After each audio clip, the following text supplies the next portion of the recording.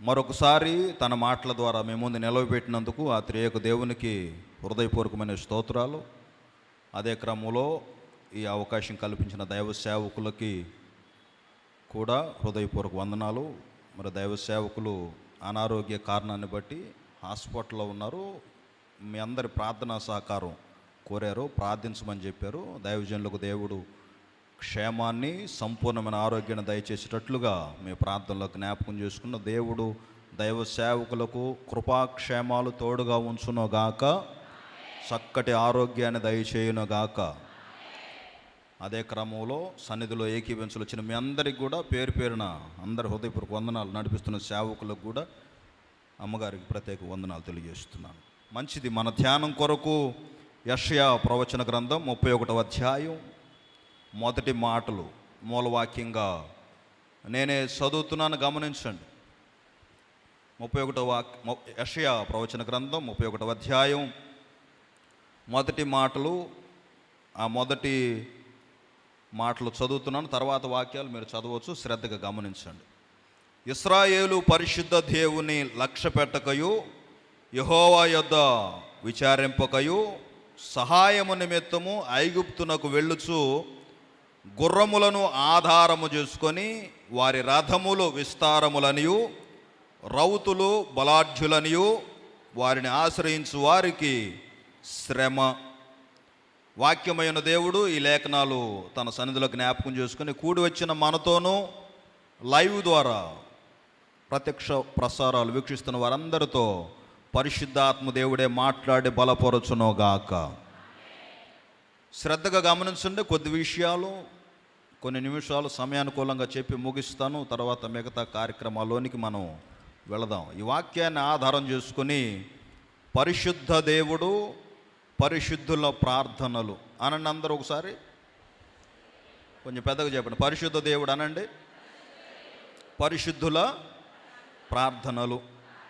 ధ్యానంలోనికి వెళ్ళబోయే ముందు వాడుక చొప్పున మీరేవో చేస్తుంటారు కదా, అవి చేయండి ఒకసారి. వాడుక చొప్పున నేను చెప్పాలి, అవి తెలుసు కదా మీకు. వాడుక చొప్పున చేసే కొన్ని చేయండి, తొందరగా చేయండి అవి.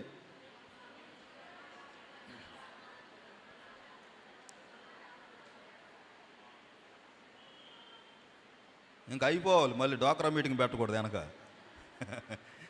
అయిపోయిందా? ఒకసారి అందరు గట్టిగా స్తోత్రం చెప్పండి. ఇంకా శ్రద్ధగా వినండి. పరిశుద్ధ దేవుడు, పరిశుద్ధుల ప్రార్థనలు. మనం ఆరాధన చేస్తున్న దేవుడు వేల్పులలో ఆయన వంటి వాడు లేడని, సకలమైన దేవతలు మహానుభావులుగా కీర్తించబడిన వారి కన్నా కూడా ఆయన ఘనుడని బైబిల్ గ్రంథంలో పాత నిబంధన భక్తులు మొదలుకొని కొత్త నిబంధనలో ఉన్న భక్తులు కూడా ఆయన్ని కీర్తించారు, ఘనపరిచారు, శ్లాఘించారు, మహిమపరిచారు. ఓ సందర్భంలో ఒక ఆమె విజ్ఞాపన చేస్తూ, అయా నీ వంటి అనంత జ్ఞానియగు దేవుడు ఎవరున్నారు అంది. ఏ జ్ఞానం కలిగిన వాడు ఆయన? అనంత జ్ఞాని. ఓ సందర్భంలో ఇంకొక ఆమె చూచుచున్న దేవుడవు నీవే అంది. చూసే దేవుడు, వినే దేవుడు, రాసే దేవుడు, అంత మాత్రమే కదా మనతో మాట్లాడే దేవుడు ఆయన. అందుకు ఆయనకి స్తోత్రం కలుగునుగాక. అదే క్రమంలో ఇవన్నీ ఎంత వాస్తవాలో ఆయన పరిశుద్ధుడు అనేది కూడా అంతే వాస్తవం. పరిశుద్ధుడు అనేది.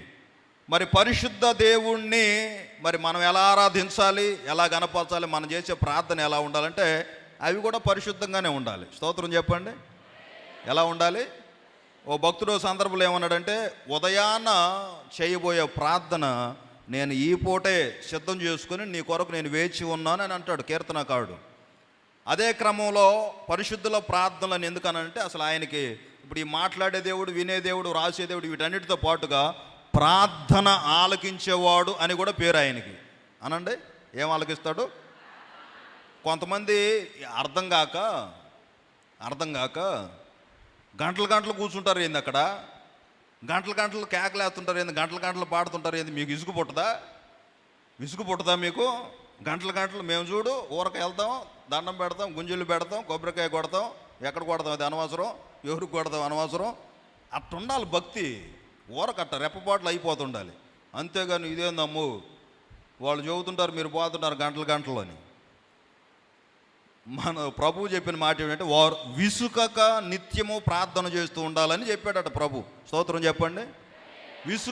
విసుగు రాకూడదు. ఎందుకంటే ఆయనకి విసుగు రాదుగా. నువ్వెప్పుడు ప్రార్థన చేసినా, నువ్వెప్పుడు ఆయన మీద ఆధారపడ్డా ఖచ్చితంగా నీతో నాతో మాట్లాడతాడు, మన ప్రార్థన వింటాడు ఆయన. స్తోత్రం చెప్పండి. సమయోచితమైన సహాయం దయచేస్తాడు ఆయన. అందుకనే ప్రార్థన ఆలకించేవాడని. అయితే ప్రార్థన చేసేవాళ్ళు కూడా పరిశుద్ధుల ప్రార్థనలను ఎందుకన్నానంటే, యథార్థవంతుల ప్రార్థన ఆయనకు ఆనందకరమట. ఎవరు ప్రార్థన అంటే యథార్థత లేకుండా కూడా కొంతమంది చేస్తుంటారు. ఆయన వింటుంటాడు కానీ బాధపడుతుంటాడు. అది యథార్థవంతులు చేస్తే ఆనందంగా చూస్తుంటాడంట. స్తోత్రం చెప్పండి గట్టిగా. తర్వాత నీతిమంతుని విజ్ఞాపన బహుబలము కలిగినదై అని ఉంది. నీతిమంతుని విజ్ఞాపన నిజముగా మొరపెట్టే వారికి సమీపంగా ఉంటాడట.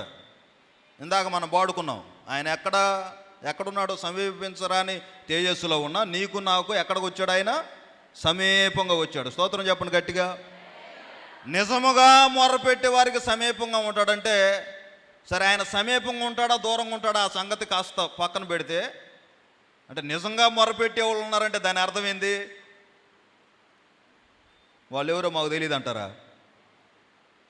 నిజంగా మొరపెట్టే వాళ్ళు అంటే ఏంది దాని అర్థం? నటించేవాళ్ళు కూడా. ఇప్పుడు కొంతమంది తల్లిదండ్రులు పిల్లలు లేకపోవడంతోనే, ప్రార్థన చేసుకున్నావా, ఈరోజు ప్రార్థన చేసావా, వాక్యం చదివావా, చేసానులేమ్మా చేసానులయ్యా అను. ఏందో వీళ్ళ సొమ్మంతా పోయినట్టు. ప్రార్థన ఒక 5 నిమిషాలు 10 నిమిషాలు ప్రార్థన చేసుకో నాయన. కొంతమంది ఉన్నారండి. కొంతమంది ఏం చేస్తారో తెలుసా? నువ్వు ప్రార్థన చేసుకుంటేనే ఈ పూట ప్లేట్లో పడేది. వాళ్ళు ఖాళీ ప్లేట్ ఎదురుగా పెట్టి ప్రార్థన చేయి, ముందు ప్రార్థన చేయి అంటుంటారు. కొంతమంది ఇంకా తప్పనిసరి పరిస్థితుల్లో నీకు స్తోత్రం నాకు ఆత్రం తర్వాత చెప్పండి అలా. కొంతమంది ఏమో ఎక్కడ హడావుడిగా బయలుదేరి పోతా ప్రభు నీకు తెలియదే ఉంది నాయన, అసలు నా అంత బిజీ పర్సన్ ఎవరున్నారు ఈ భూమి మీద అని వెళ్తా బయటికి వెళ్ళబోయేటప్పుడు తలుపు చాటుకు పోయి ఎట్ట అనుకొని పోతుంటారంట. చూస్తున్నారు నాకల్లి ఎట్ట అనుకోవటం ఏందో తాడేపల్లి ఆఫీసులో ఉద్యోగం ఉన్నట్టు. అసలు అక్కడికి ఎవరు పిలవరు నిన్ను, అయినా నువ్వు అక్కడికి పోవాలన్నట్టుకు బిజీకి పోతుంటావు. ఒక దైవజనుడు అన్నాడు, పెద్ద ఆయన వెళ్ళారులేండి ప్రభు దగ్గరికి. ఆయన జీవించిన దినాల్లో ఒక మాట అనేవాడట, ఈరోజు నాకు విస్తారమైన పనులు ఉన్నాయి, అయితే నేను విస్తారమైన పనులు ఉన్నాయి కాబట్టి నేను ఈరోజు ఎక్కువ ప్రార్థన చేయాలనేవాడంట ఆయన. స్తోత్రం చెప్పండి. ఎక్కువ పనులు ఉన్నాయి కాబట్టి ఏం చేస్తున్నాడు? ఎక్కువగా ప్రార్థన చేస్తానన్నాడు. ప్రార్థన చేయకుండా నువ్వేం పొందుకుంటా? ప్రార్థన చేయకుండా నువ్వేం చేస్తా? నేనేం చేస్తాను? అందుకనే మన ప్రార్థనలో కూడా నిజముగా మొరపెట్టే వారి సంఖ్యలో ఉండునుగాక, యథార్థవంతుల ప్రార్థనలో మన ప్రార్థనలు ఉండునుగాక, నీతిమంతుని విజ్ఞాపన వంటి బలమైన విజ్ఞాపన మన ద్వారా జరుగునుగాక. ఇవి మనసులో పెట్టుకొని జాగ్రత్తగా వినండి. ఇప్పుడు చదివిన మూలవాక్యంలో ఏమన్నారు?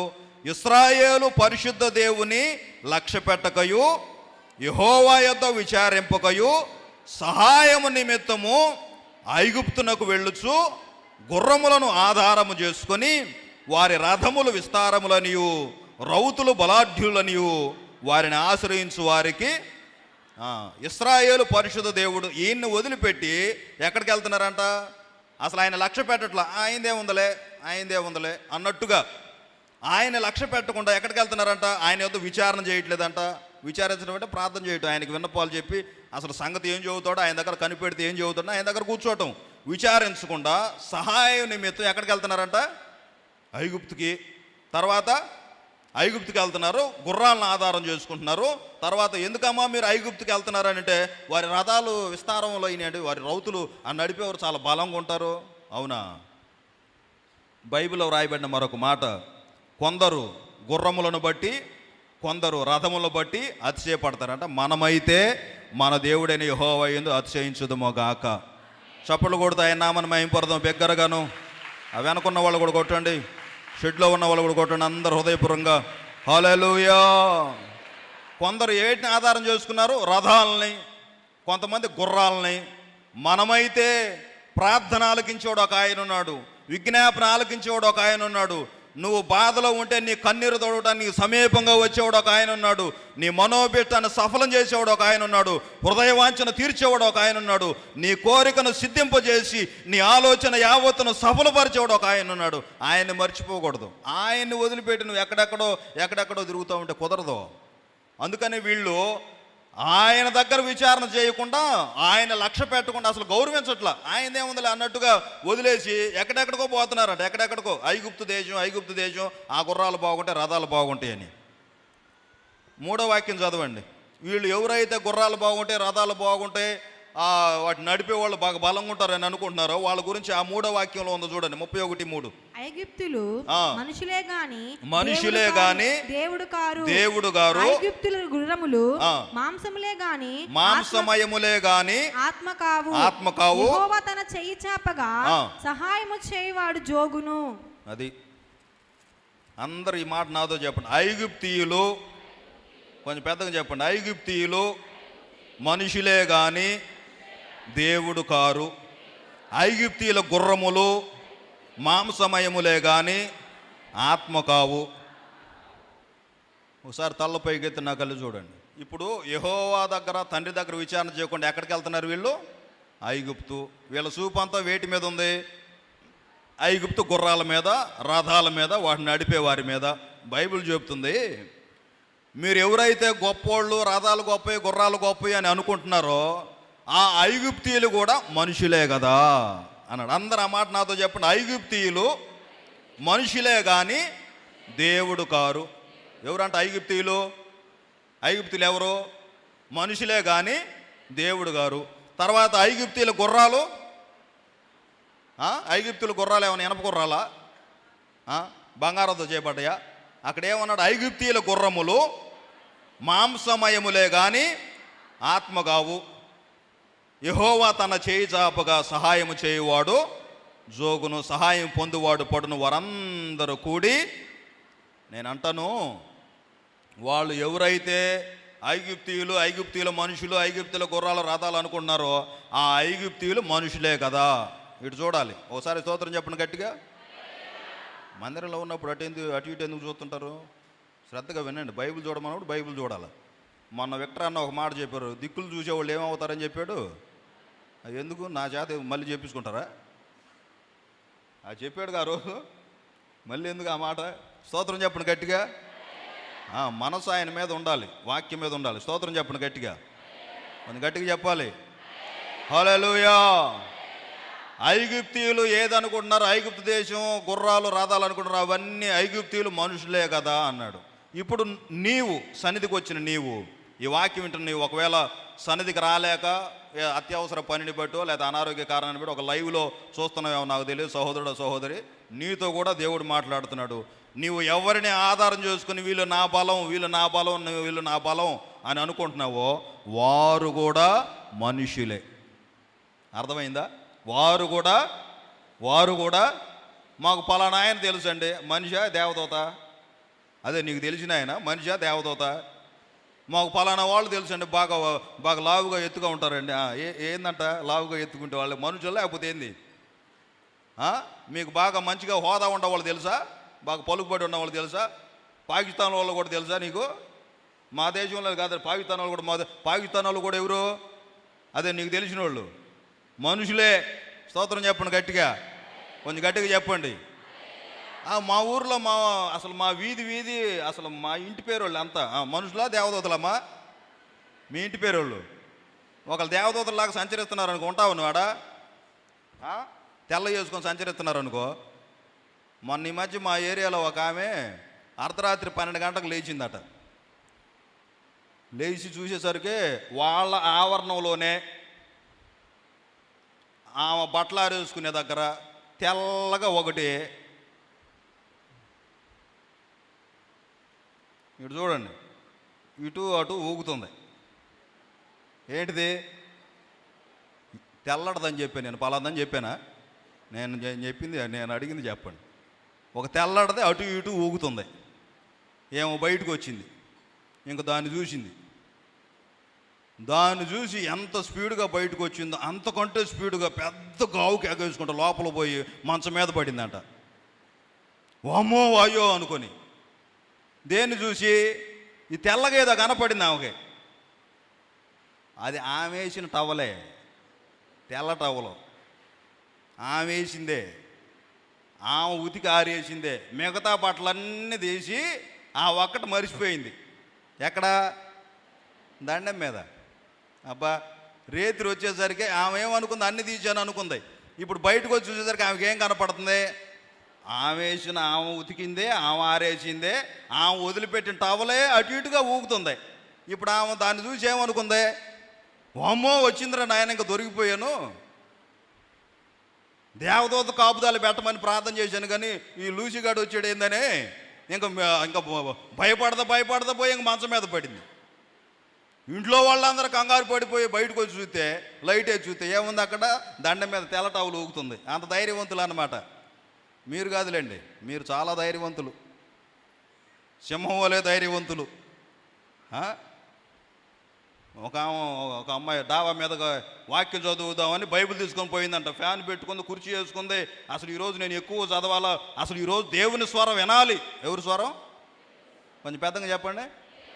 దేవుని స్వరం వినాలి. వాళ్ళు వీళ్ళు చెబితే నేను ఎన్నాం, పాస్టర్ గారు చెప్పినా కూడా నేను ఎన్నాం, ఎవరు పడితే వాళ్ళు చెబితే నేను ఎన్నాం. నాకు అసలు సాక్షాత్ ఎవరు వచ్చి చెప్పాలా? దేవుడే వచ్చి చెప్పాలని వెళ్ళి కూర్చొని బైబిల్ చదువుతుంది. ఆమె చదువుతూ ఉండేసరికి, కాసేపు చదివేసరికి మరియా అని వినపడింది. చదవటం ఆపి చుట్టూరు చూసిందంట. మళ్ళీ కాసేపు ఉండాక మళ్ళీ అదే మరియా నా కుమారి అని వినపడిందంట. ఇంక రెండోసారికి బైబిల్ మూసేసింది.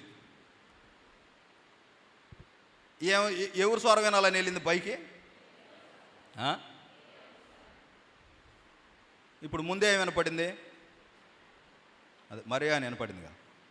తర్వాత రెండోసారి మరియా నా కుమారి అని వినపడింది. బైబిల్ మూసేసింది. మూడోసారి ఇంకా ఆలోచన చుట్టూరు చదువుతుంది. ఇంక మూడోసారి మరియా నా కుమారి ఏం కావాలమ్మా అని వినపడింది అంట స్వరం. బైబిల్ ఎత్తి ఆడబడేసి ఒక తన్ను ఆ ఫ్యాన్ను దాన్ని మెట్లు మీద వెళ్ళేటప్పుడు మెట్లు ఎక్కిందంట. లెక్క పెట్టుకుంటా, ఒకటోది రెండోది మూడోది అని. అంటే పైకి ఎక్కిన తర్వాత దండం పెడితే దీవెనలు వస్తాయిగా. ఎక్కింది. వచ్చేటప్పుడు ఎక్కడ దిగటం కాదు, ఒక్క దెబ్బకు దొల్లుకుంటూ వచ్చి పుచ్చకాయల కింద పడి ఇంట్లో పోయి వాళ్ళ మీద పడింది అంటే, ఇంట్లో వాళ్ళ పిల్లల మీద పడింది. సోఫాలో పిల్లలు కూర్చొని ఆడుకుంటే వాళ్ళ మీద పడింది అంటే వెళ్ళి. మేం చెబితే అర్థం కాదు, కానీ ఎవరు చెప్పాలి నీకు? మరి ఆయనే వచ్చాడుగా మరియా కుమారి అని అంటే మరి వినాలిగా. ఎవరో దెయ్యం ఎవరో వచ్చారని చెప్పి కంగారుగా పోయి. అందుకని ఓవర్ యాక్షన్ చేయొద్దు. స్తోత్రం చెప్పండి. ఏం చేయకూడదు? నాతో మాట్లాడు నువ్వే బైబిల్ ఇచ్చింది ఎందుకు నీకు? అంతమంది భక్తులు రాసి కష్టపడి హతసాక్షులు అయ్యారు కదా బైబిల్ గ్రంథం. ఇంకా దీనికంటే కొత్త ఏమన్నా చెబుతాడు నీకు? ఈ భక్తులకు ఎదురవని ఏమన్నా ఉంటే ఇంక మళ్ళీ నీకు చెబుతాడు. 67 పుస్తకం ఏమైనా రాయాలా నువ్వు? 67 నేనేమైనా రాయాలా? ఎన్ని ఉన్నాయి బైబిల్లో? మొత్తం దేవుని మనసు ఇక్కడ పెట్టాడు కదా. స్తోత్రం చెప్పండి. దేవుని మనసు, దేవుని ఆలోచన దాంట్లో పెట్టినప్పుడు నువ్వు దాన్ని చదువు, ధ్యానం చెయ్యి. ఆత్మ సంఘములతో చెబుతున్న మాట చెవిగలవాడు చెవట్ల. ఆత్మ సంఘములతో చెబుతున్న మాట చెవిగలవాడు వినుగాక. ఆమేనండి. మిమ్మల్ని చూస్తుంటే చాలా గుర్తువుతున్నాయి. చెప్పమంటారా వద్దా? అనండి, అడగండి, చెప్పయ్యా అని అడగండి. ఇంకోసారి అడగండి, నిజంగా అడగండి, హృదయపూర్వకంగా అడగండి. చెప్పయ్యా అనండి. మీరు చెప్పమన్నారు కాబట్టి, మీరే అడిగారు కాబట్టి. ఒక ఆమె వెంటనే పోయి మందిరంలో కూర్చొని ప్రార్థన చేద్దాం. దేవుడు మాట్లాడాలి, ఇప్పుడు దేవుడు నాతో మాట్లాడాలని. వెంటనే దేవుడు ప్రత్యక్షమయ్యాడు. ఆమె ప్రార్థన విని ప్రత్యక్షమై, అమ్మా ఏం కావాలమ్మా అని అంటే ఆమె అంటుందంట, ఈ భక్తురాలు, ఊరుకోండి జీసస్, నేను మీ అమ్మగారితో మాట్లాడుతున్నాను అందంట. ఎవరితో మాట్లాడుతుంది అంటే ఇప్పుడు ఆమెకు ఎవరు కావాలి? యేసయ్యని ఏమన్నా అన్నా తట్టుకునేది, కానీ చెప్పట్లా మీరు. ఆమెనంటే అసలు తట్టుకోలేదు ఆమె. ఊరుకోండి జీసస్, నేను మీ అమ్మగారితో నన్ను డిస్టర్బ్ చేయబాకండి అని. అందుకే నిజంగా మొరపెట్టేవాళ్ళు యథార్థవంతులు, నీతిమంతుల విజ్ఞాపన, వారి ప్రార్థన ఆనందకరం అన్నాడు. స్తోత్రం చెప్పండి గట్టిగా. అది మనం ఏం చేయాలంటే వాళ్ళ మీద వీళ్ళ మీద దృష్టి పెట్టుకొని ఒకసారి 2వ కీర్తన చూడండి. 2వ కీర్తన 10వ వాక్యం. 2వ కీర్తన 10వ చరణం చదవండి. కాబట్టి రాజులారా వివేకులై ఉండుడి, భూపతులారా బోధనుండుడి, భయభక్తులు కలిగి యెహోవాను సేవించుడి, గడగడ వణుకుచు సంతోషించుడి. ఆయన కోపము త్వరగా రగులుకొనును, కుమారుని ముద్దు పెట్టుకొనుడి, లేని ఎడల ఆయన కోపించును. ఆ మాట నోట్ చేసుకోండి. కుమారుని ముద్దు పెట్టుకొనుడి, లేని ఎడల ఆయన కోపించును. ఎవరిని ముద్దు పెట్టుకోవాలండి? కుమారుడు అంటే ఎవరు?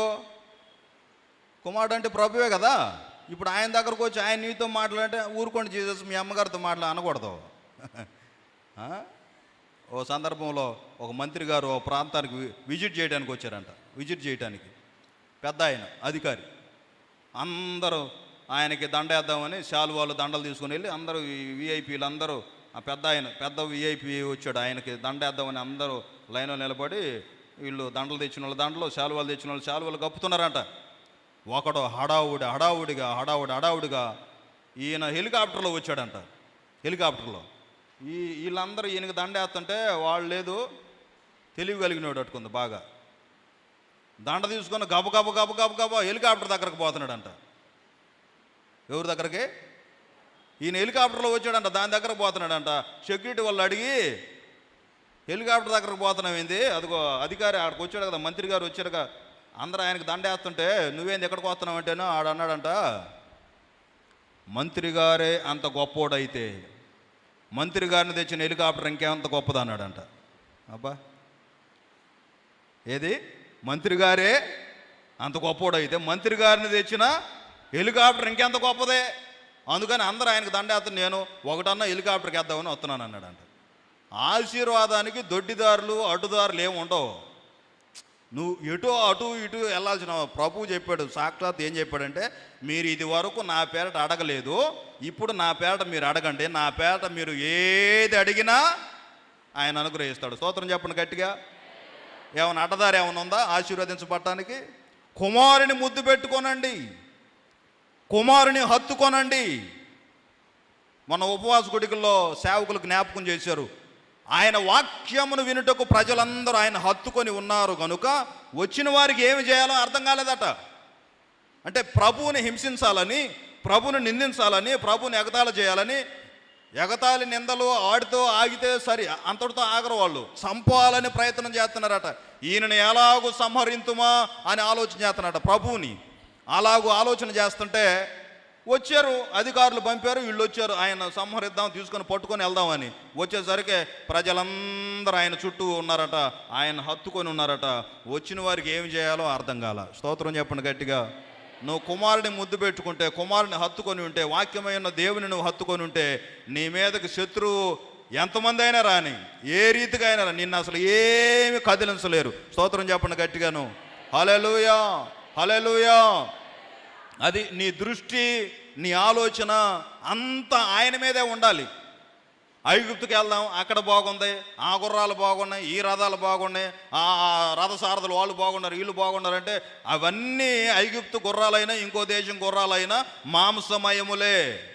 నువ్వు ఎవరినైతే ఆధారం చేసుకుని వాళ్ళ బలం, వాళ్ళ ధైర్యం, వాళ్ళ నమ్మకం, వాళ్ళు మనుషులే. అందుకనే మనం పరిశుద్ధ దేవుని మీద మనం గురి పెట్టాలి, పరిశుద్ధ దేవుణ్ణి మనం హత్తుకోవాలి. స్తోత్రం చెప్పండి గట్టిగాను. హల్లెలూయా, హల్లెలూయా. ఏమంటే అర్థమైందా? ఎవరిని హత్తుకోవాలి మనం? ఎవరు సహవాసం చేయాలి? ఎవరి మీద ఆధారపడాలి? అందరూ మా వాళ్ళేనండి, అందరూ మా ఇంటి పేట, అందరూ మా వంశం, ఇవన్నీ కాదు, వాళ్ళందరూ మనుషులే. ఇంకొక మాట చెబుతా, జాగ్రత్త గుర్తుపెట్టుకోనండి ముందుకెళ్ళబోయే ముందు. ఇశ్రాయేలీలు ఐగుప్తుల నుంచి రావటానికి ఒక రాత్రి సరిపోయింది. ఎర్ర సముద్రం పాయలైపోయి ఎన్ని రోజులు నడిచారండి అక్కడ? ఒక రాత్రే బయలుదేరారు, తెల్లవారికి ఈ దరికి వచ్చారు. వీళ్ళని వెంబడించి వాళ్ళు కూడా వీళ్ళని ఏదో చేద్దామని వీళ్ళు చేసినట్టుగానే, వీళ్ళు నడిచినట్టుగానే ఏదో ప్రయత్నాలు చేశారు. వాళ్ళు మధ్యలోనే ఆ రథసారథులు రథచక్రాలు ఊడిపోయినాయంట. రథసారథులు గాఢ నిద్ర కలిగిందని ఉందో విచిత్రంగా. రథసారథులకి గాఢ నిద్ర కలిగిందట. ఇంక నిద్రపోయేవాడు ఇంక రథమే నడుపుతాడు. మొత్తం దాంట్లో పడ్డారు. ఉదయానికి లేచి చూసేసరికి వీళ్ళ శవాలు ఒడ్డున కనపడ్డాయి. సరే వీళ్ళు వచ్చారు, బయట ఉన్నారు, సముద్రం దాటి. ఒక దైవజనుడు చెప్పారు, ఇశ్రాయేలు ఐగుప్తు దాటడానికి ఒక రాత్రి సరిపోయిందట. జాగ్రత్త వినాలి ఈ మాట. ఇశ్రాయేలు ఐగుప్తు దాటడానికి ఒక రాత్రి కాలం సరిపోయింది. కానీ వాళ్ళ హృదయంలో నుంచి ఐగుప్తు అనుభవాలు తొలగిపోవటానికి జీవితకాలం పట్టిందట. సముద్రం దాటి రావడానికి ఎంత టైం పట్టింది? ఒక రాత్రి. కానీ వీళ్ళలో ఉన్న ఈ ఐగుప్తు అనుభవాలన్నీ పోవటానికి ఎంత టైం పట్టింది? జీవితకాలం. మేఘం కింద నడుస్తూనే ఉంటారు, అగ్నిస్తంభం కాంతిలో నడుస్తూనే ఉంటారు, మన్నా తింటానే ఉంటారు, బండలో వచ్చి నీళ్లు తాగుతూనే ఉంటారు, మళ్ళీ ఐగుప్తులో కూరలు బాగున్నాయి అని ఉంటారు. ఏం చేయాలి వెళ్ళని? అక్కడ ఉన్నప్పుడేమో అయ్యా ఇక్కడ మేము తట్టుకోలేకపోతున్నాం అని ప్రార్థన చేయటం, ఏడవటం కాదండి, మూలిగారట. వారి మూలుగును విని దేవుడు దిగి వచ్చాడు. దైవజనుడిని పంపించారు, వచ్చారు. ఇంక నువ్వు వచ్చినప్పుడు నువ్వేం చేయాలి? నాగట మీద చేయి పెట్టి వెనుక తట్టు చూసేవాడు నాకు పాత్రుడు కాడు, దేవుని రాజ్యానికి అర్హులు కాదని ఉందిగా. వీళ్ళు వచ్చారే కానీ ఎంతసేపటికి వెళ్ళాలో వచ్చిన ఐగుప్తులో కూరగాయలు బాగున్నాయి, ఐగుప్తులో కేకరకాయలు బాగున్నాయి, కాకరకాయలు బాగున్నాయి, అక్కడ మాంసం, ఇక్కడ మాకు మాంసం లేదు, అక్కడ మంచినీళ్ళు ఉండే, ఇక్కడ మంచినీళ్ళు లేవు, ఇక్కడ మమ్మల్ని చంపడానికి తెచ్చావా, ఇక్కడ మా పిల్లల్ని చంపడానికి తెచ్చావా అని జీవితకాలం సనుగుతానే ఉన్నారు. అంటే వారి మనసు ఐగుప్తు నుంచి అయితే భౌతికంగా వచ్చారు కానీ హృదయం నిండా ఏముంది? ఉపయోగం ఏముందమ్మా? ఇప్పుడు నువ్వు మారు మనసు పొందావు, పాప క్షమాపణ పొందావు, గడిచిన దినాల్లో నీ జీవితం వేరు, నీ అనుభవాలు వేరు, నీ ఉద్దేశాలు వేరు, నీ నడక వేరు. దైవజనుల ద్వారా, పాట ద్వారానో, మాట ద్వారానో, ప్రార్థన ద్వారానో, తోటి విశ్వాసం చెప్పిన సువార్త ద్వారానో, మీ బంధువులు చెప్పిన సువార్త ద్వారానో, లేకపోతే మీ బంధువులో జరిగిన మేలు ద్వారానో దేవుని దగ్గరకు వచ్చావు, సన్నిధిలో స్థిరపరచబడ్డావు, మారు మనసు పొందావు, పాప క్షమాపణ పొందావు, రక్షణ పొందావు, బలలో చేయేస్తున్నావు, పరిచర్యలు సహకరిస్తున్నావు. ఇంకా నువ్వు దినాలు గడిచేకొల దేవునికి సమీపంగా దగ్గరగా వెళ్ళాలి. కానీ నాకు అప్పుడే బాగుంది అంటే నీలో ఇంకా ఏం బాగాలేదు చెప్పట్లా మీరు? ఏం బాగాలేదు? అప్పుడే బాగుందంటే అప్పుడు అనుభవాలు ఇంకా నీలో సావలా. గంజాయి దాగి మత్తు పదార్థాలు తీసుకొని, డ్రగ్స్ ఇవన్నీ తీసుకొని జీవితం వెళ్ళబుచ్చిన వాళ్ళు ఇదంతా ఎందుకులేండి మేము మార్చుకుంటాం, దేవుని దగ్గరకు వచ్చి ఇంక ఈ మద్యపానం, ఈ స్నేహితులు, ఈ కంపెనీలు, ఈ మిల్లులు ఇవన్నీ మాకు అవసరం లేదండి, దేవుని దగ్గరకు వచ్చి పవిత్రంగా ఉంటామని వచ్చి సాక్ష్యం చెప్పమంటే, అంటే ఇక్కడ కాదులేండి, ఒక ఆయన సాక్ష్యం చెప్పమంటే ఇక్కడ నిలబడి, ఈయన ఒకప్పుడు భయంకరంగా తాగేవాడు, ఆరోగ్యం పాడైంది, ఇంట్లో కూడా ఇబ్బందులు, అప్పులు పాలయ్యారు, పిల్లలు కూడా ఇబ్బంది పడుతున్నారు, సరైన ఆహారం లేదు, ఇంకా దేవుని తెలుసుకుని మొత్తం మీద వచ్చాడు. ఇక్కడికి వచ్చినోడు ఏం చేయాలా? దేవుడు ఇచ్చిన రక్షణానందం బట్టి ఆనందించాలి. సాక్ష్యం చెప్పమన్న ప్రతిసారి ఒకప్పుడు అయితేనా నా చుట్టూ ఎంతమంది ఉండేవాళ్ళు తెలుసా, ఒకప్పుడు అయితేనా నేను ఎంత ఖర్చు పెట్టేవాడిని తెలుసా, ఒకప్పుడు అంటే నీకు ఏది బాగుంది అన్నయ్య? అసలు ఏంది నీ ఉద్దేశం? నాకు అర్థం కాదు. అసలు నువ్వు ఏ బ్యాచ్? మారు మనసు పొంది పాప క్షమాపణ పొంది ఎక్కడికి వచ్చిన తర్వాత కూడా మళ్ళీ ఒకప్పుడు అదే బాగుంది నీకు? అక్కడే ఉండిపోయావా? పాప జీవితం, రోత జీవితం, శాపకరమైన అనుభవాలన్నీ దూరం చేసుకొని యేసయ్య దగ్గరకు వచ్చిన తర్వాత పవిత్రపరచబడి, పరిశుద్ధపరచబడి, కులం కాదు, మతం కాదు, అదొక యేసు రక్తమే నాకు ఆధారం వచ్చి నీవు మా కులం అయితేనా, మేమైతేనా అని అంటున్నావు. నీకు ఏది గొప్పగా ఉంది? అంటే నువ్వు వదిలిపెట్టలా, అవి విడిచిపెట్టలా, వెంటబడుతున్నాయి, ఉపయోగం ఏముంది?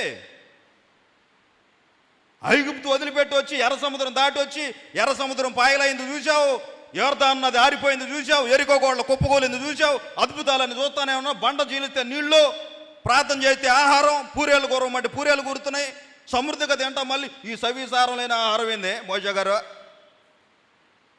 ఒకడెళ్ళి మోషే గారిని అడిగాడంట, ఏమంటే మోషే గారు మినరల్ వాటర్ దొరుకుతాయా అన్నాడంట. ఏ వాటర్ కావాలంట? మోషే గారు అన్నాడు, ఒరే జనరల్ వాటరే దొరకదు, నీకేం కావాలి? పౌలు గారు అన్నాడు, దీన స్థితిలో ఉండనెరుగుదును, సంపన్న స్థితిలో ఉండనెరుగుదును. ఏ స్థితిలో ఉన్నా సంతృప్తి కలిగి ఉన్నట్టు. నీకు శాపం తొలగించాడు, పాపం తొలగించాడు. నీకు ఇంతకుముందు నెమ్మది లేదు.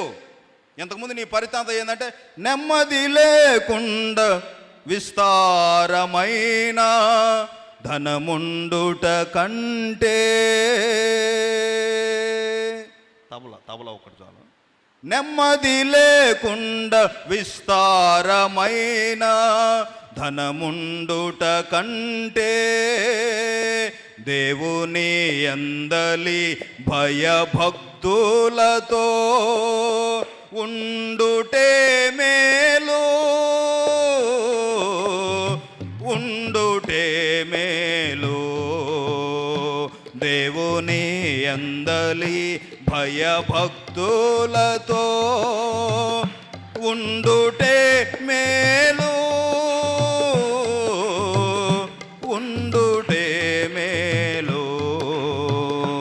మాధుర్యమే నా ప్రభుతో జీవితం, మహిమానందమే మా ఆశ్చర్యమే, మహిమానందమే మహా ఆశ్చర్యమే. మాధుర్యమే నా ప్రభుతో జీవితం.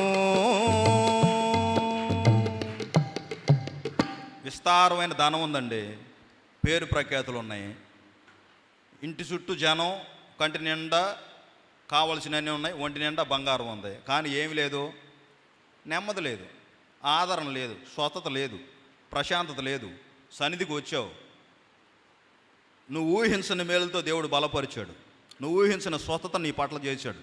ఎందుకంటే ఆయన యందు భయభక్తులు కలిగిన వారి పట్ల ఆయన సిద్ధపరిచిన మేలు ఎంతో గొప్పది. ఊహకు మించిన కార్యాలు చేశాడు. మనం అడిగే వాటికన్నా ఊహించే వాటికన్నా ఎక్కువగా చేసేవాడు. మరి అన్ని అనుభవించి నువ్వు మరలా నాకు ఐగుప్తే బాగుంది, అప్పుడే బాగుంది, అప్పుడైతేనా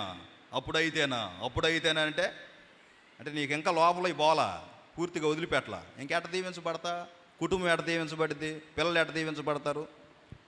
తండ్రులే కుమారులకు అలంకారం అని ఉంది. వింటున్నారా అన్నయ్యలు, తండ్రులు వినండి, బయట ఉన్న వాళ్ళు కూడా జాగ్రత్తగా. మీ పిల్లలకి మీరే అలంకారం అని ఉంది. మీరు దైవ భయం కలిగి, శ్రద్ధ కలిగి, దేవుని యందు భక్తి భయంతో వెళ్తే అదే పిల్లలకు అలంకారం, ఆశీర్వాదకరంగా. తర్వాత మహిళా మండల సభ్యులు ఏనండి, జ్ఞానవంతురాలు చెప్పట్లా, అదిగా తర్వాత చెప్పండి. అంగన్వాడీ వ్యవహారం ఏంది? జ్ఞానవంతురాలు తన ఇల్లు కట్టుకొనును అనండి. The wise women will build her house. కానీ చాలామంది జ్ఞానం ఎక్కువైన వాళ్ళు ఏం చేస్తున్నట్టు వాళ్ళు ఇల్లు కట్టుకోరు. ఆ పక్కింట్లో ఏం జరుగుతుంది, ఈ పక్కింట్లో ఏం జరుగుతుంది, వెనకింట్లో ఏం జరుగుతుంది, ఎదురింట్లో ఈ మాత్రం కావాలి నీకు. జ్ఞానవంతురాలు తన ఇల్లు కట్టుకొనును. నువ్వు జ్ఞానవంతురాలు అయితే నీ ఇల్లు కట్టుకుంటావు. ఇల్లు కట్టుకుంటావంటే రోజు గోళ్ళ తీసి తాటాకు లేచి అయ్యి కాదు. నీ భర్త జీవితం, పిల్లల జీవితం, నీ జీవితం కట్టుకుంటావు నువ్వు. స్తోత్రం చెప్పండి. ఎవరో వచ్చి చెప్పాల్సిన అవసరం లేదు, ఎవరో వచ్చి నేర్పాల్సిన అవసరం లేదు.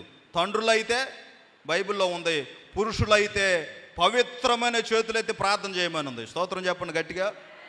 పురుషులు ఎలా చేయాలట? పవిత్రమైన చేతులైతే ప్రార్థన చేయమని ఉంది. తర్వాత ఈ స్త్రీల గురించి రాయబడిన మాట ఏమిటంటే, రోదనము చేసే స్త్రీలను కనుగొనండి, విజ్ఞాపన చేసే స్త్రీలను కనుగొనండి. అంటే మీ కన్నీటి ప్రార్థన కుటుంబాలకు అవసరం, మీ కన్నీటి ప్రార్థన సేవకులకు అవసరం, మీ కన్నీటి ప్రార్థన విశ్వాసుల క్షేమానికి అవసరం, మీ కన్నీటి ప్రార్థన సార్వత్రిక సంఘ క్షేమాభివృద్ధికి అవసరం. ఇవన్నీ వదిలిపెట్టి మన సొంత నిర్ణయాలు చేస్తూ ఉంటాం. అందుకనే ఐగుప్తు బాగుంది, అక్కడ బాగుంది, వాళ్ళు బాగున్నారు, ఆరాధాలు ఆ గుర్రాలు కాదు, కుమారుని దగ్గరకు రావాలి. స్తోత్రం చెప్పండి గట్టిగాను. కొరింథీయులకు రాసిన మొదటి పత్రిక 1వ అధ్యాయం 9వ వాక్యం చూడండి. కొరింథీయులకు రాసిన మొదటి పత్రిక 1వ అధ్యాయం 9వ వాక్యం. మన ప్రభువైన యేసుక్రీస్తు అను తన కుమారుని సహవాసమునకు మిమ్మును పిలిచిన దేవుడు నమ్మదగినవాడు. అందరు చెప్పండి మాట నాతో, మన ప్రభువైన యేసుక్రీస్తు అను తన కుమారుని సహవాసమునకు మిమ్మును పిలిచిన దేవుడు నమ్మదగినవాడు. ఆమేనండి. ఏ సహవాసానికి పిలిచాడట మనల్ని? ఎవరు సహవాసం అండి? కుమారుని సహవాసం. ఆ సహవాసానికి మిమ్మల్ని పిలిచిన దేవుడు నమ్మదగినవాడు. బైబిల్లో ఉన్న మరొక మాట, వాగ్దానం చేసినవాడు నమ్మదగినవాడు. ఆయన ఎంతైనా నమ్మదగినవాడు. స్తోత్రం చెప్పండి, కొంచెం గట్టిగా చెప్పండి. అబ్బాయి బాయ్, మీరు ఆడ మాట్లాడతాం, వాళ్ళంతా మీ గల్లి చూస్తున్నారు. కూర్చోవాలి, అటు ఇటు తిరగొద్దు. స్తోత్రం చెప్పండి గట్టిగాను. మన ప్రభు అయిన యేసుక్రీస్తును తన కుమారుని సహవాసమునకు మిమ్మల్ని పిలిచిన వాడు నమ్మదగిన వాడు అని అంటే ఎంతైనా నమ్మదగిన వాడు అని కూడా ఉంది బైబిల్లో. ఎంతైనా నమ్మదగిన వాడంటే ఆయన్ని నమ్మి మనం ఎంత రిస్క్ అయినా తీసుకోవచ్చు అంట. స్తోత్రం చెప్పండి గట్టిగా. హల్లెలూయా. నువ్వు ఐగుప్తుని నమ్మలా, లోకాన్ని నమ్మలా, ఐగుప్తు రథాలని నమ్ముకోవాలా, బంధువులను నమ్ముకోవాలా, స్నేహితులను నమ్ముకోవాలా, పలుకుబడి ఉన్న వాళ్ళని నమ్ముకోవాలా. నువ్వు ఆయన దగ్గరికి వచ్చావు, మనుషుల సహాయం వ్యర్థమని అర్థమైపోయింది. రాజులు నమ్ముకునే దానికన్నా, అధికారులు నమ్ముకునే దానికన్నా సర్వాధికారి అయిన దేవుడిని నమ్ముకుంటే ఆయన కార్యాలు చేస్తున్న అర్థమైంది. నువ్వు ఆయన మీద ఆధారపడ్డావు, నీ నమ్మకాన్ని ఆయన ఒమ్ము చేయడు. స్తోత్రం చెప్పండి గట్టిగాను.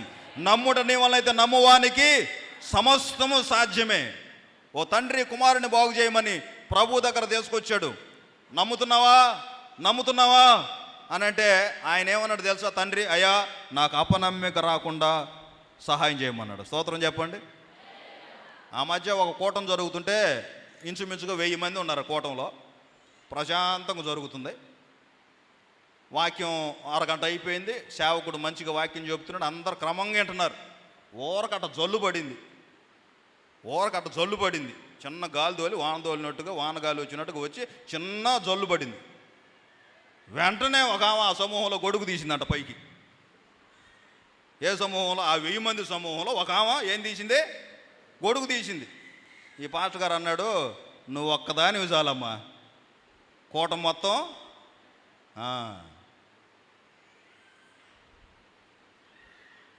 ఆవగింజంత విశ్వాసం ఉంటే దేవుడు అద్భుతాలు చేస్తాడు. ఏందో వాన పడితే తడిచి, మీరు ఎప్పుడన్నా పలానా కూటంలో వాన పడటం వలన పాస్టర్ గారు ఆపలేదు, ఇంకా పాట పాడుతూనే ఉన్నాడు, వాన ఎక్కువయింది, జనం అందరూ నిలబడి ఆరాధన చేస్తున్నారు, తడిసిపోయారు, చివరికి వాళ్ళంతా మొక్కలైపోయారు అని విన్నారా?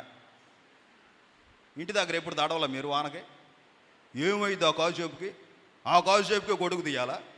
అంటే నీ దగ్గర గొడుగు ఉందని అందరికి తెలియాలా?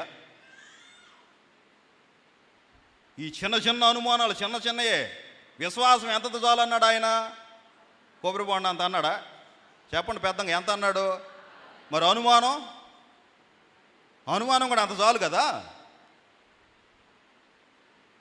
నాకు అపనమ్మిక రాకుండా సహాయం చేయమని అడిగాడు. నేను అంటాను, మన దేవుడు అడుగు వాటికంటే, ఊహించు వాటికంటే అత్యధికంగా చేయ శక్తి కలిగింది. ఏ విషయంలో కూడా మనకు అనుమానం రాకుండా ఉండును గాక, సందేహాలు దూరమగును గాక, అపనమ్మిక దూరమగును గాక, హృదయపూర్వకంగా ఆయన మీద మనం ఆధారపడదుము గాక.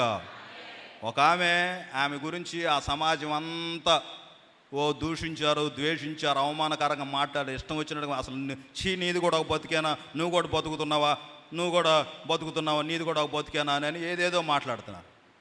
ఆమె అన్నీ విని ఒకరోజు ఆ ఊరికి ప్రభు వెళ్ళాడంట.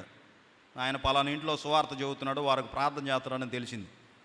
ఈ గ్రామం అంతా ఆమెకి ఏం పేరు పెట్టాలో అర్థం కాక పాపాత్మురాలండి వీళ్ళు పెద్ద పరిశుద్ధులు అయినట్టు, పాపాత్మురాలని ఆమె వెళ్ళి ఏసై మీద పడింది. నేను మీకు ఇంకో మాట చెబుతాను, జాగ్రత్తగా వినండి. ఏదో మిమ్మల్ని చూస్తున్నా చాలా గుర్తొస్తున్నాయి, ఇవ్వాలా బాగా ప్రార్థన చేసుకుని వచ్చినట్టున్నారు. స్తోత్రం చెప్పండి గట్టిగాను. హల్లెలూయా. ఒక భర్త పాస్టర్ గారి దగ్గరకు పోయి వాళ్ళ ఆవిడ మీద తెగ చెబుతున్నాడంట. చవటం కాదు, ఇంటి దగ్గర ఫుల్గా కోటింగ్ ఇచ్చి ఇద్దరు మళ్ళీ ఆమెను కూడా తీసుకుని వెళ్ళాడంట అక్కడికి. అసలు నీ సంగతి ఏడ కాదు, ఆడ తెలుసుకున్నారు రమ్మని. ఎక్కడికే? ఇంటి దగ్గర అయిపోయింది ఒక రౌండ్, మళ్ళీ ఇప్పుడు ఇంకా ఎక్కడ తెలుసుకోవాలంట? అసలు లే నువ్వు అసలు పద్దాకలా నీతో నేను పడలేను, పాస్టర్ గారి దగ్గరికి వెళ్దాంపా అని పాస్టర్ గారి దగ్గర. ఏమో ఇంకా ఏడుంటే ఇంకా కొడతాడేమన్నాడు. మొత్తం మీద బయలుదేరింది, ఆడికి వచ్చింది, ఏడుతో పాస్టర్ గారి ముందు నిలబడింది. ఏందయ్యా ఏంది వచ్చారని అంటే ఏమి చెప్పిందంట, రాగం తీసింది, తెగ్గొడుతున్నాడు అన్నయ్య, తెగ్గొట్టాడు అన్నయ్య అని. మీకు ఒక ఆశ్చర్యం చెప్పమంటారా? ఇంకోటి మీరేమనుకోనంటే చెప్పేది అవుతా, అన్నీ మీరే చెప్పమంటారు కాబట్టి చెబుతా. కొన్ని సందర్భాలు వీళ్ళే కొడుతుంటారు, ఏడిచేదే వాళ్ళు రివర్స్లో చెబుతుంటారు. సరే అదెందుకులే ఇప్పుడు మర్మం. తెగ్గొట్టాడు అన్నయ్య, తెగ్గొట్టాడు అన్నయ్య. ఆయన అడిగాడు, ఎందుకు కొడుతున్నా, ఎందుకు అంత చేయటం ఎందుకు కొడుతున్నా అంటే క్యారెక్టర్ లేదండి. ఏం లేదంట? క్యారెక్టర్ లేదండి, క్యారెక్టర్ లేదు అసలు అని అంటే ఆయన ఇంకేం చూడలేదు. ఎందుకు కొట్టాడు? క్యారెక్టర్ లేదు. మొన్న ఎందుకు కొట్టా? క్యారెక్టర్ లేదు. ఇవాళ ఎందుకు కొట్టా? క్యారెక్టర్ లేదు. ఆయన అన్నాడంట, ఈయన నీకుందా అంటారు క్యారెక్టరు? నీకుందా క్యారెక్టరు? టయానికి ఇంటికి రావడం తెలుసా? కట్టాల చేతం అంతా ఇంటికి తేవడం తెలుసా? పిల్లల జాగ్రత్తలు చూడడం తెలుసా? భార్యకి ఎప్పుడు ఏది అవసరం అది తేవడం తెలుసా? నీకుందా అసలు క్యారెక్టరు అని ఆయన అన్నాడంట. క్యారెక్టర్ లేని వాళ్ళందరూ క్యారెక్టర్ గురించి మాట్లాడతారు అన్నాడంట. అర్థమైతే స్తోత్రం చెప్పండి, అర్థం కాకపోతే ఇంకోసారి నన్ను అడగబాకండి. ఏమి లేని వాళ్ళు దేని గురించి మాట్లాడుతుంటారు? ఇప్పుడు ఎవరిది వాళ్ళు చూసుకుంటే ఎవరికి ఇబ్బంది ఉండదు. స్తోత్రం చెప్పండి. నేనే మిమ్మల్ని మార్చాలని, మీరేమో నన్ను మార్చాలని, మీరు మారరు, నేను మారను, ఎవరు మారతారు? ఇంకా ఆయన ఎప్పుడు వస్తాడు? స్తోత్రం చెప్పండి.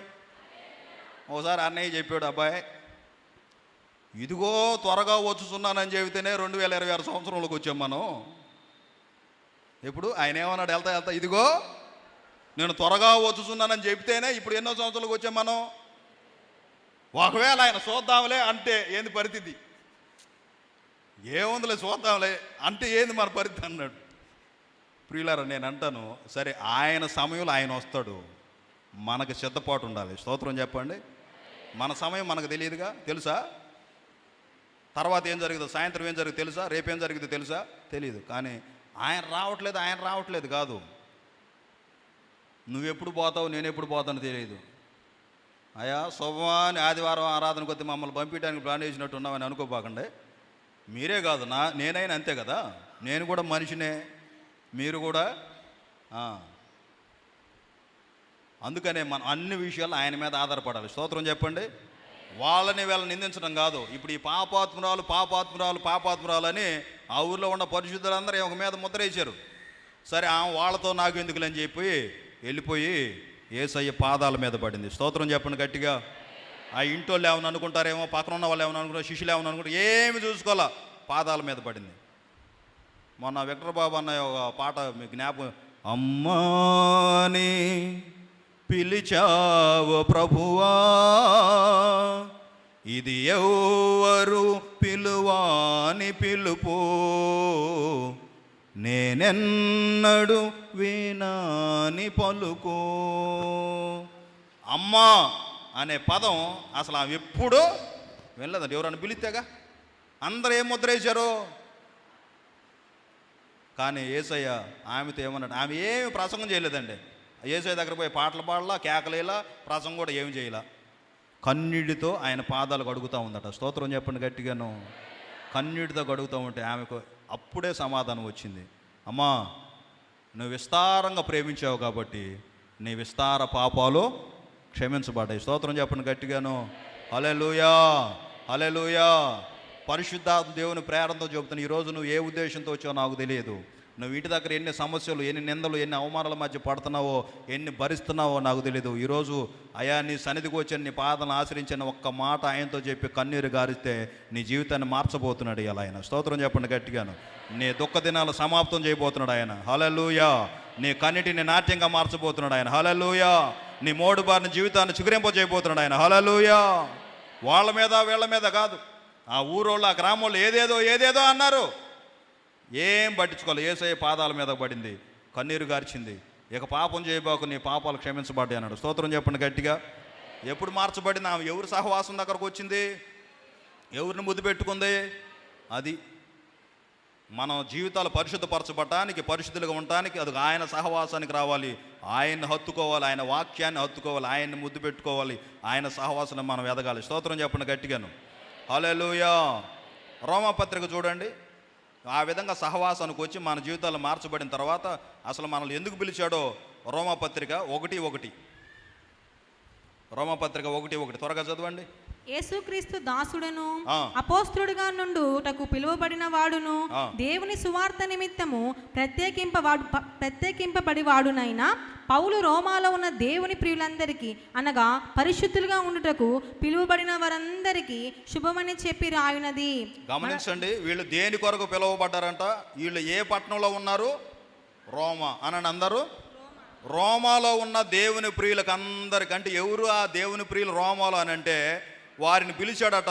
అనగా రోమాలో ఉన్న వారిని ఎందుకు పిలిచాడంటే రోమాలో ఉన్న దేవుని ప్రియులకు అందరికి అనగా పరిశుద్ధులుగా ఉండుటకు పిలువబడిన వారందరికీ. స్తోత్రం చెప్పండి గట్టిగా. దేనికి పిలిచాడు ఆయన? కుమారుని సహవాసానికి మిమ్మల్ని పిలిచిన వాడు నమ్మదగిన వాడు అని అంటే ఎందుకు పిలిచాడు ఆయన? నన్ను పరిశుద్ధపరచడానికి, నీకు నాకు పవిత్రమైన జీవితం ఇవ్వటానికి, నిన్ను పరిశుద్ధపరిచి పరిశుద్ధమైన మార్గాలు నడిపించి అనేక మందికి మాదిరికరంగా నీ జీవితాన్ని ఉంచడానికి పిలిచాడు ఆయన. వచ్చిన నీవు మరలా వెనుదిరిగి చూడకూడదు. వచ్చిన నీవు మరలా అక్కడే బాగుంది అనకూడదు. వచ్చిన నీవు నాకు అప్పుడే బాగుంది అనకూడదు. నిన్ను ప్రత్యేకపరిచాడు. అపోస్తలుల వాక్యం చెప్పినప్పుడు వారు పొడవబడిన వారై గుచ్చబడిన వారై నొచ్చుకొని అపోస్తలుల దగ్గరకు వచ్చారట. అయ్యా, మేమేమి చేయాలి? మా జీవితాలు బాగుపడాలంటే ఏం చేయాలి? మా కుటుంబాలు బాగుపడాలంటే ఏం చేయాలి? మా ఆధ్యాత్మిక అనుభవాలు బాగుపడాలంటే ఏం చేయాలంటే మీరు మారు మనసు పొంది పాపక్షమాపణ నిమిత్తం బాప్తిసం పొందడం. మీరు మూర్ఖులకు ఈ తరము వారికి వేరై రక్షణ పొందమన్నాడు. నిన్ను ప్రత్యేకపరిచాడు దేవుడు. లోక అనుభవాలు, పాప అనుభవాలు, శాప అనుభవాలు ప్రత్యేకపరి. నువ్వు మరలా అవి బాగుండే అనకూడదు. ఉపయోగం ఉంది చేసే భక్తికి. నిన్ను పరిశుద్ధపరచడానికి ఆయన పిలిచాడు. స్తోత్రం చెప్పండి. కొంతమంది ఏమో అయ్యా మారు మనసు పొందు, పాపక్షమాపణ బాప్తిసం పొందయ్యా, ఈ సహవాస కుటికలో నన్న పొందు, లేకపోతే ఈ ఉపవాస కుటికలో అన్న పొందు, లేకపోతే ఇదిగో పండగ దినమైన పొందు. గుర్తుండదు. ఇప్పుడు కాదులే పాస్టర్ గారు, నేను మారితే అలా ఇలా మారను. మరి ఎట మారతా? నేను భక్తి చేస్తే అలా ఎలా చేయను. మరి ఎట చేస్తా? లూసిఫర్లాగా చేస్తావా? నేను మారితే ఇదిగో మా ఇంట్లో ఆమె మారిందండి, ఎక్కడేమో ప్రార్థన అనేది ఇంటికి వచ్చి నాకేమో ఏదో అనేది ఆమెను చూసే నేను మాటలా అంటాడు ఇంకొక ఆయన. ఇంట్లో వాళ్ళని వంక చెబుతుంటారు, స్నేహితులు వంక. వాళ్ళు చూడు ప్రార్థనకు వచ్చి మరలా వాళ్ళ ప్రవర్తన ఎట్టుందో, వీళ్ళని చూసే నేను మాట్లేదండి. నాయన వాళ్ళని వీళ్ళని చూడబాకు. వాళ్ళతో నీకెందుకు? నీ సాక్ష్యం నీది, నీ తీర్మానం నీది, నువ్వు దేవునితో చేసే ఒప్పందం నీకే. స్తోత్రం చెప్పండి గట్టిగా. సరే, అంతటితో ఇంకా కొంతమంది ఏమంటారు తెలుసా? ఇదిగో నేను మారితే ఇట్ట కాదు. మరి ఎట్ట మారుతాడు? మనకు అర్థం వేసావదు. నేను పూర్తిగా మారి వాళ్ళలాగా ఎలాగా కాదు నేను భక్తి చేసేది. నేను పూర్తిగా మారి అప్పుడు వస్తాను పాస్టర్ గారు మందిరానికి, అప్పుడు వస్తాను పాస్టర్ గారు చర్చికి. నాకు అప్పుడు దాకా నేను అంటాను, నీకు నువ్వుగా మారి నాకు నేనుగా మారితే బైబిల్ ఎందుకు? యేసయ్య ఎందుకు? ఆయన గారిచిన రక్తం ఎందుకు? యేసు రక్తము ప్రతి పాపము నుండి ఆయన పరిశుద్ధపరిచేది. ఇప్పుడు నిన్ను పరిశుద్ధులుగా ఉండడానికి పిలిచాడా? ఒకసారి చూడండి, కొరింథీయులకు రాసిన మొదటి పత్రిక 1వ అధ్యాయం 2వ వాక్యం. రెఫరెన్స్ జాగ్రత్త నోట్ చేసుకోండి, తర్వాత మరలా మీరు చదువుకోవచ్చు. దేవుడు కొత్త విషయాలు కూడా మీతో చెబుతాడు. కొరింథీయులకు రాసిన మొదటి పత్రిక 1వ అధ్యాయం 1వ వాక్యం. కొరింథీలోనున్న దేవుని సంఘమునకు అనగా క్రీస్తు యేసునందు పరిశుద్ధపరచబడిన వారై పరిశుద్ధులుగా ఉండుటకు పిలువబడిన వారందరికిని వారికిని మనకును ప్రభువుగా ఉన్న మన ప్రభువైన యేసుక్రీస్తు నామమున ప్రతి స్థలములో ప్రార్థించు వారందరికిని శుభమని చెప్పి రాయునది. ఆ 2వ వాక్యంలో కొరింథీలోనున్న దేవుని సంఘం అన్నాడు. అనగా ఎవరు దేవుని సంఘం అని అంటే క్రీస్తునందు పరిశుద్ధపరచబడిన వారే. ఆ మాట అందరూ చెప్పండి. క్రీస్తు యేసునందు పరిశుద్ధపరచబడిన వారే అనండి కొంచెం పెద్దగా. అంటే నిన్ను పరిశుద్ధపరిచేది ఎవరు?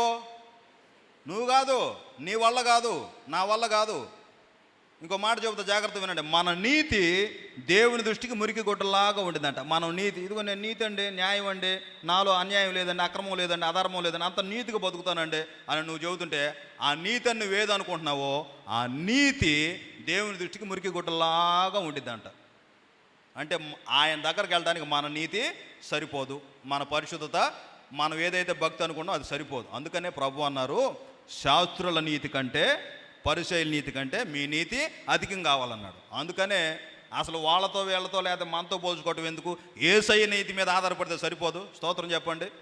ఆయన నీతిమంతుడు, ఏ కల్మషం లేనివాడు కదా. జన్మలో కానీ, కర్మలో కానీ, ఊహలో కానీ, నడకలో కానీ, నడతలో కానీ ఏ పాపం లేనివాడు కదా. పాపం లేని పరిశుద్ధుడు కదా. ఎవరు వంకబెట్టి చూపెట్టలేకపోయారు కదా. ఇప్పుడు కొంతమంది బైబిల్ని విమర్శించే వాళ్ళు ఉన్నారండి. బైబిల్ని విమర్శించేవారు ఈ మధ్య చాలామంది బయలుదేరారు.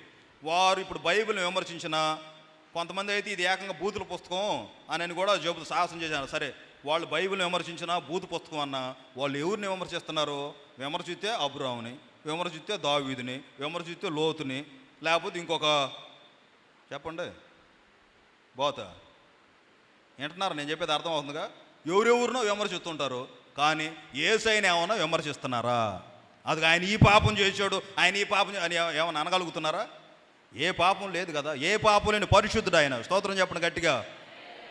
అందుకనే కొరింథీలో ఉన్న దేవుని సంఘానికి, అనగా క్రీస్తు యేసునందు పరిశుద్ధపరచబడిన వారై పరిశుద్ధులుగా ఉండటకు పిలువబడిన వారు. అంటే ఇప్పుడు మన పరిశుద్ధత అనే స్థానంలోకి రావాలంటే మనం ఎవరి దగ్గరకు రావాలి? పరిశుద్ధుడైన యేసయ్య దగ్గర రావాలి. స్తోత్రం చెప్పండి గట్టిగా. కొంచెం గట్టిగా చెప్పండి. ముగింపులోకి వస్తున్నా. త్వరగా ఆ రెఫరెన్స్ జస్ట్ రాసుకొని చదివే వాళ్ళు చదవండి. కొన్ని చెప్తాను. అసలు పరిశుద్ధులు కొన్ని సంఘాల్లో పరిశుద్ధులు అన్ని మొదటి అధ్యాయం మొదటి వాక్యంలోనే ఉంటాయి. అది చెప్పిన తర్వాత నేను ముగింపు తీసుకువెళ్తాను. కొరింథీయులకు రాసిన 2వ పత్రిక 1వ అధ్యాయం. అక్కడ ఎవరిని పరిశుద్ధులు అన్నాడో మీరు చూడండి. కొరింథీయులకు రాసిన 2వ పత్రిక 1వ అధ్యాయం 1వ వాక్యం అమ్మ. దేవుని చిత్తం వలన క్రీస్తు యేసు యొక్క అపోస్తుడనైన పౌలును, మన సహోదరుడైన తిమోతియును, కొరింథీలో ఉన్న దేవుని సంఘమును అకయా ఎంతటనున్న పరిశుద్ధులందరికీ శుభమని చెప్పి రాయునది. ఆ మాట గమని. కొరింథీలోనున్న దేవుని సంఘమునకును అకయా ఎందంతటనున్న పరిశుద్ధులందరికీ. అంటే దేవుని సంఘంలో ఎవరు చేర్చబడతారో వారు పరిశుద్ధులని. ఎఫెసీ పత్రిక 1వ అధ్యాయం 1వ వాక్యం. దేవుని చిత్తము వలన క్రీస్తు యేసు అపోస్తుడైన పౌలు ఎఫెసీలో ఉన్న పరిశుద్ధులను. అది ఎఫెసీలో ఉన్న పరిశుద్ధులు. కొరింథీలో ఎవరు కనపడ్డారండి? ఒకసారి చెప్పండి. నా కొరింథీలో ఎవరు కనపడ్డారు? సంఘం పరిశుద్ధుల. రోమాలో ఉన్న పరిశుద్ధులు, ఇక్కడ ఎఫెసీలో ఉన్న పరిశుద్ధులు. తర్వాత ఫిలిప్పీ పత్రిక చూడండి. ఫిలిప్పీ పత్రిక 1వ అధ్యాయం 1వ వాక్యం. ఫిలిప్పీలో ఉన్న క్రీస్తు యేసునందలి సకల పరిశుద్ధులకును. అక్కడ చూడండి. క్రీస్తు యేసునందలి సకల పరిశుద్ధులకును, అధ్యక్షులకును, పరిచారకులకును రాయునది. స్తోత్రం చెప్పండి గట్టిగాను. క్రీస్తు యేసునందలి సకల పరిశుద్ధులు అంటే ఆయన దగ్గరకు వస్తేనే పరిశుద్ధుడు ఆయన కాబట్టి. ఇంకొక మాట కూడా చూడండి. కొలసీ పత్రిక 1వ అధ్యాయం 1వ వాక్యం. కొలసీలో ఉన్న పరిశుద్ధులకును, అది అనగా క్రీస్తునందు విశ్వాసులైన సహోదరులకును. అది అంటే క్రీస్తునందు ఎవరైతే విశ్వాసం ఉంచారో వారు పరిశుద్ధులు. స్తోత్రం చెప్పండి. కొంతమంది మేము కూడా క్రైస్తవులమేనండి, మేము కూడా క్రిస్మస్ పండుగ చేస్తామండి. ఎప్పుడు? 10 ఏళ్ళకి ఒకసారా? పుష్కరాలు వచ్చినట్టు? సంవత్సరానికి ఒకసారా గుర్తొచ్చినట్టు? కాదు. యేసు ప్రభు నమ్ముకున్న వాళ్ళకి యేసు ప్రభు అంగీకరి ప్రతిరోజు పండగే. స్తోత్రం చెప్పండి. ప్రతిరోజు పండగే. ఆ రోజు కోసం ఎదురు చూడాల్సిన అవసరం లేదు, లేకపోతే ఆ రోజు ఏదో భక్తి ముసుగేయాల్సిన అవసరం లేదు. నువ్వు విశ్వాసిగా దేవుని యందు నమ్మకం ఉంచావు అని అంటే కొలసైలో ఉన్న పరిశుద్ధులకు, అనగా క్రీస్తునందు విశ్వాసులైన క్రైస్తవ సమాజంలో పుట్టినా, లేకపోతే మేము చిన్నప్పటి నుంచి భక్తి చేస్తున్నాం అని చెప్పినా, సంఘానికి వెలుపట, ఉపదేశ క్రమానికి వెలుపట, వాక్యానికి వెలుపట, ప్రత్యేకించి యేసు రక్తానికి వెలుపట ఉంటే నువ్వు అవిశ్వాసివే కానీ విశ్వాసివి కాదు, అన్యుడివే కానీ క్రైస్తవుడివే కాదు. క్రీస్తుని ఎవరైతే అంగీకరించి, సొంత రక్షణ అంగీకరించి, పాప బ్రతుకు, రోత బ్రతుకు, చీకటి బ్రతుకు అన్ని వదిలిపెట్టుకొని అయా పరిశుద్ధంగా బ్రతుకుతాను, నీ రక్తం చేత నా పాపాలు కడిగేసుకుంటాను, అందుకే కదా నువ్వు నన్ను పిలిచావు, నీ సహవాసాన్ని అందుకే కదా పిలిచావు, ఇంకా నేను నీ సహవాసులను స్థిరపరచబడతాను, ఇంకా లోకం వైపు చూడను, ఐగుప్తు వైపు చూడను, నా పాత అనుభవాల వైపు చూడను, పాత స్నేహాల వైపు చూడను, ఆ రోత బ్రతుకు నాకు అక్కరలేదు అని తీర్మానం చేసిన నీవు కదా విశ్వాసివి. సంఘంలో చేర్చబడి నిన్ను కదా పరిశుద్ధుడు, పరిశుద్ధురాలు అనేది. స్తోత్రం చెప్పండి గట్టిగా. అనుభవాల్లో కొనసాగాలి. ఏదో ఆచారంగా భక్తి చేస్తా మేము కూడా క్రైస్తవులు, మేము కూడా ప్రార్థన చేసుకుంటే కుదరదు. 30 ఏళ్ళు 40 ఏళ్ళు భక్తి చేస్తున్నా కూడా ఇంకా పాట పాడమంటే, నన్ను దిద్దుము చిన్న ప్రాయము సన్నుతుండగు. పాడండి నాయనమ్మలందరూ. ఇంకప్పుడు నువ్వు పాడుతుంటే ఏందమ్మా అని వస్తాడా? ఏది 10 ఏళ్ళు భక్తి చేసి 20 ఏళ్ళు భక్తి చేసి కూడా ఇంకా నన్ను దిద్దు నన్ను దిద్దు. నువ్వే 10 మందికి చెప్పాల్సిన దానివి, నువ్వే 10 మంది కోసం ప్రార్థన చేయాల్సిన దానివి, నువ్వే 10 మందిని సన్నిధికి నడిపించాల్సిన దానివి. ఇంకా నన్ను దిద్దు నన్ను దిద్దు నన్ను దిద్దు అంటే నువ్వు దిద్దేది ఎప్పుడు? నువ్వు నేర్చుకునేది ఎప్పుడు? ఇతరులను దిద్దేది ఎప్పుడు? తల్లే,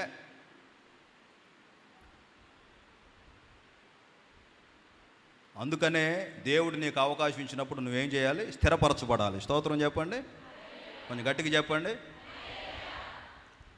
ఈ సుట్ట అలవాటు ఉండ ఆయన ఒక ఆయన లేదు. సుట్ట ఏంటిది అది? చెప్పండి, కొంచెం మీరు చెప్పదలే, సిగ్గుపడుతున్నాయి వాళ్ళు. చెప్పండి అన్న. సుట్ట అలవాటు ఉండ ఆయన ఒక ఆయన. ఎప్పుడు జేబులో సుట్ట అగ్గి పెట్టి 2 ఉంటాయి. పాట పాడమంటే ఉన్న పాటున వచ్చు సున్నాను నీ పాద సన్నిధికో రక్షక. జేబులో ఏముంది? ఇప్పుడు ఆయన ఉన్న పాటును పోతే జేబులో ఇప్పుడు అగ్గి పెట్టే ఈ సుట్ట ఎవరు తీయాలా? అసలు అయ్యానా? ఈ కర్నూలు దగ్గర ఒక పాస్టర్ గారు బాప్తిసం ఇద్దామని ఒక ఆయన నీళ్ళలోకి ముంచాడు అంట. నీళ్ళలోకి ముంచడంతోనే జేబులో నుంచి బీడీ కట్ట బయటకు వచ్చిందంట. జేబులో నుంచి నీళ్ళలో ముంచడంతోనే బీడీ కట్ట పైకి పోయి, ఇదేంద్రా బీడీ కట్ట పైకి వచ్చింది. ఇంకా ఆ రోజు నుంచి ఆయన ఎవరికి పడితే వాళ్ళకి బాప్తిసాలు ఇట్లేదంట. అంతకుముందు ఎవరిని పడితే ముంచుతున్నాడు. ఇప్పుడేమో చూసి అన్నీ చూస్తున్నాడు, జేబుల్లో ఏముంటాయి లేవా అన్నీ. ఉపయోగం ఏముందండి? ఏం వదిలిపెట్టకుండా. స్తోత్రం చెప్పండి. ఎవరు పరిశుద్ధుల సంఖ్యలో ఎవరు చేర్చబడుతున్నారంటే అన్నీ వదిలిపెట్టుకుని రావాలి. స్తోత్రం చెప్పండి గట్టిగా. ఇంకొక 2 వాక్యాలు చదవమ్మా. నేను అంశం ఏమని చెప్పాను? పరిశుద్ధ దేవుడు, పరిశుద్ధుల ప్రార్థనలు. ఆ పరిశుద్ధుల ప్రార్థనలు అన్న దగ్గర ప్రకటన గ్రంథం చూడండి. 2 రిఫరెన్స్ చెబుతాను, రాసుకునే వాళ్ళు కూడా రాసుకోండి, ముగిస్తాను. ఇంకా మనం మిగతా కార్యక్రమంకి వెళ్దాం. ప్రకటన గ్రంథం 5వ అధ్యాయం 8వ వాక్యం చదవమ్మా. ఆయన దాన్ని తీసుకున్నప్పుడు ఆ 4 జీవులను, వీణెలను, ధూప ద్రవ్యములతో నిండిన సువర్ణ పాత్రలను పట్టుకొని ఉన్న ఆ 24 పెద్దలను ఆ గొర్రెపిల్ల ఎదుట సాగిలపడిరి. ఆ 24 పెద్దలను ఆ గొర్రెపిల్ల ఎదుట సాగిలపడిరి. పాత్రలు పరిశుద్ధుల ప్రార్థనలు. అదిగో ఈ పాత్రలు పరిశుద్ధుల ప్రార్థనలు. అందరూ చెప్పండి అమ్మ నాతో, ఈ పాత్రలు పరిశుద్ధుల ప్రార్థనలు అనండి అందరూ. ఎవరు ప్రార్థనలు అవి? ఎవరు ప్రార్థనలు చెప్పాలి కొంచెం పెద్దగా. ఇంకొక మాట చూడండి, 8వ అధ్యాయం 3వ వాక్యం నుంచి చదువుతాను. 8వ అధ్యాయం 3వ వాక్యం నుంచి. మరియు సువర్ణ ధూపార్తి చేత పట్టుకొని ఉన్న వేరొక దూత వచ్చి బలిపీఠం ఎదుట నిలువగా, సింహాసనం ఎదుటనున్న సువర్ణ బలిపీఠము పైన పరిశుద్ధులందరి ప్రార్థనలతో నోట్ చేసుకోండి. సువర్ణ బలిపీఠము పైన పరిశుద్ధులందరి ప్రార్థనలతో కలుపుటకై అతనికి బహు ధూప ద్రవ్యములు ఇయ్యబడెను. అప్పుడు ఆ ధూప ద్రవ్యముల పొగ పరిశుద్ధుల ప్రార్థనలతో కలిసి దూత చేతుల నుండి పైకి లేచి దేవుని సన్నిధికి చేరేను. స్తోత్రం చెప్పండి గట్టిగా, కొంచెం గట్టిగా చెప్పండి. 5వ అధ్యాయంలో బంగారు పాత్రలు పరిశుద్ధుల ప్రార్థనలు. ఇదిగో 8వ అధ్యాయం 3వ వాక్యంలో బంగారు బలిపీఠం, బంగారు ధూపార్తి, తర్వాత పరిశుద్ధుల ప్రార్థనలు. పదే ఇప్పుడు ఈ వాక్యంలో 3వ వాక్యంలో ఉంది, 4వ వాక్యంలో ఉంది పరిశుద్ధుల ప్రార్థనలు, పరిశుద్ధుల ప్రార్థనలు, పరిశుద్ధుల ప్రార్థనలు అని. అంటే మన ప్రార్థన ఎలా ఉండాలి చెప్పాలి మీరు. ఎలా ఉండాలి మన ప్రార్థనలో? మరి మన ప్రార్థనలు పరిశుద్ధంగా ఉంటే మనం ఎట్లా ఉండాలి? సింపుల్. అలా కాకుండా నీకు నచ్చినట్టుగా నాకు నచ్చినట్టుగా జీవించి, నీకు నచ్చినట్టుగా మనం మెచ్చినట్టుగా మనం బ్రతికి, అయ్యా నేను కూడా ప్రార్థన చేస్తాను, నేను కూడా కానుకిస్తున్నాను, నేను కూడా దశంభాగం ఇస్తున్నాను, నేను కూడా పరిచర్య చేస్తున్నాడు, కుదరదు. ఆయన పరిశుద్ధ దేవుడు. స్తోత్రం చెప్పండి. కొంతమంది ఇశ్రాయేలు పరిశుద్ధ దేవుని లక్ష్య పెట్టకుండా ఎటు చూస్తున్నారు? ఇశ్రాయేలు దేవుణ్ణి ఆయన దగ్గర విచారణ చేయకుండా ఎటు చూస్తున్నారు? ఐగుప్తు బాగుంది, ఐగుప్తు గుర్రాలు బాగున్నాయి, ఐగుప్తు రథాలు బాగున్నాయి, అవి బాగున్నాయి, ఇవి బాగున్నాయి. అక్కడ ఐగుప్తు అని పెట్టారు. మరి మిమ్మల్ని ఏవి లాగుతున్నాయో వెనక్కి నాకు తెలియదు, ఏ అలవాట్లు లాగుతున్నాయో నాకు తెలియదు, ఏవి మీకు శోధనగా ఉందో నాకు తెలియదు. కానీ దేవుడు నిన్ను తన పవిత్రమైన పరిశుద్ధమైన రక్తం చేత శుద్ధీకరించి నిన్ను పరిశుద్ధపరిచి నీ ప్రార్థనలు కూడా పరిశుద్ధపరిచి, ఆల్రెడీ మనకంటే ముందు కొంతమంది పరిశుద్ధులు ప్రార్థనలు చేశారు, వారి ప్రార్థనలు అక్కడికి పోయినాయి. ఆ పరిశుద్ధుల ప్రార్థనతో మన ప్రార్థన కల్పన ఆశ కలిగి ఉన్న చప్పలు కొడుతూ దేవుని నామమున మహిమపడదాం. హల్లెలూయా, హల్లెలూయా, హల్లెలూయా. ఇంగ్లాండ్ దేశాన్ని కదిలించాడు జాన్ వెస్లీ అనే దైవజనుడు. ఆయన గదిలో ప్రార్థన చేసుకొని ఆయన దేవునితో గడిపే ఆ స్థలంలో బండల దగ్గర ఆయన ఎక్కడైతే మోకాళ్ళు వేస్తాడో గుంటలు పడిపోయినాయట. రోళ్ళు, ఈ దాన్ని ఏమంటారు, రోలేగా, రోలు గుంటలు పడినట్టుగా పడిందట. ఇంగ్లాండ్ దేశానికి ఎవరు వెళ్ళినా ఆయన దగ్గరకు పోయి జాన్ వెస్లీ గారి ప్రార్థన గది ఎట్టుంటుందో అని చూసి వచ్చేవాళ్ళంట.